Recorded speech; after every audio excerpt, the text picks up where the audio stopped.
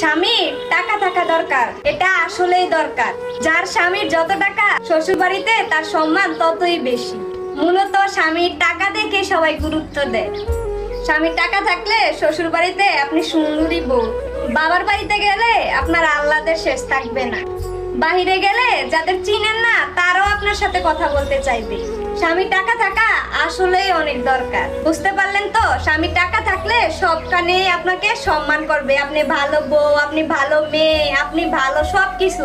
আর স্বামীর যদি টাকা না থাকে আপনাকে কেউ গুরুত্ব দিবে না। শ্বশুর বাড়ির মানুষ তো আপনাকে মানে কি করবে, তুচ্ছল্য করে রাখবে। আর যদি বাপের বাড়িতে যান, আরে দূর ফকিন্নি জামাই একটা, এসে বান্ধবী ফকিন্নি জামাইরে বিয়ে করছস, কত কথা যে স্বামীর নামে বদনাম করবে বান্ধবীরা, পাড়া প্রতিবেশীরা। তো আপনাদেরকে একটা কথাই বলবো, স্বামীর টাকা না, স্বামীকে ভালোবাসুন। দেখ